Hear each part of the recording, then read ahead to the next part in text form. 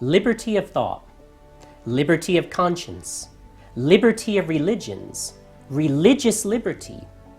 These were questions that were refuted by the popes in the 19th century, but Vatican II took another stand on these questions. In this video, we will explain what is the problem with the new definition of religious liberty.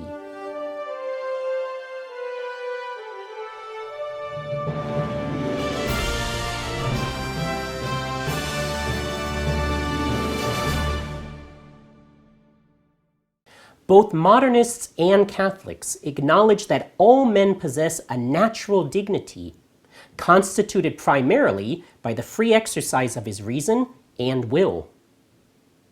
They also both agree that no one should violate this basic human liberty, not even in order to impose what is true or good. Catholics and modernists disagree, however, on the proper use of this liberty. Modernism claims that the human conscience is the supreme arbiter of good and evil for each individual. Thus, everyone can act as he pleases, except in cases where this action would endanger the rights of someone else.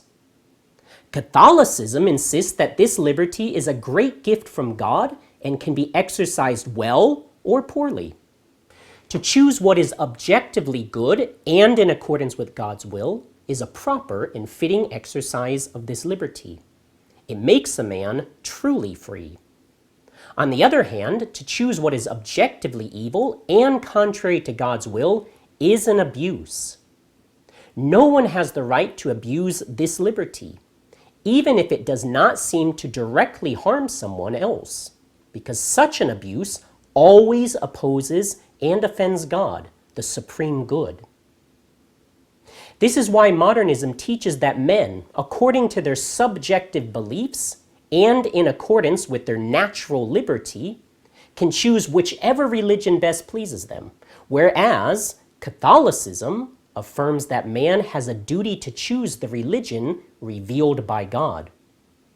One, by neglecting this duty and choosing a religion that is untrue, commits an abuse of liberty. These divergent understandings of freedom have created two different ideas of religious liberty. Man, according to Catholicism, is only free to choose what is good and believe what is objectively true. Many men, nevertheless, do make poor choices and embrace false religions. Society can never praise, encourage, or support such faulty judgment. It can, however, tolerate these individual abuses of liberty in order to maintain temporal peace, while encouraging the adherents of false religions to see the errors of their ways and convert to the one true faith. Modernism, on the other hand, defends and praises every man's right to choose whichever religion should please him best, regardless of whether this choice is right or wrong, or whether his religion is true or false. So long as this exercise of liberty does not directly and physically harm anyone else, it must be permitted and respected for the sake of temporal peace and prosperity. Unlimited freedom, then, is the focus of the modernist, whereas respect for God and the moral good of all men is the virtue of the Catholic. Modernism, above all else, values each man's individual autonomy. Catholicism, first and foremost, loves, honors, and obeys God, and seeks to preserve men from sinful error, even if this means condemning and opposing false religions. This false notion of unlimited freedom is today praised and promoted by the church leaders since Vatican II, against the clear and infallible declaration of the previous popes.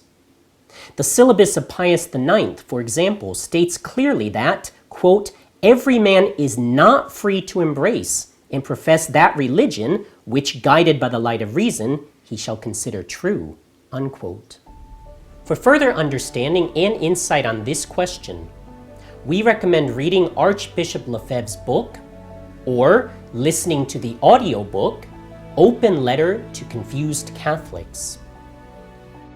We also recommend reading Religious Liberty Questioned, both of which can be found at angeluspress.org.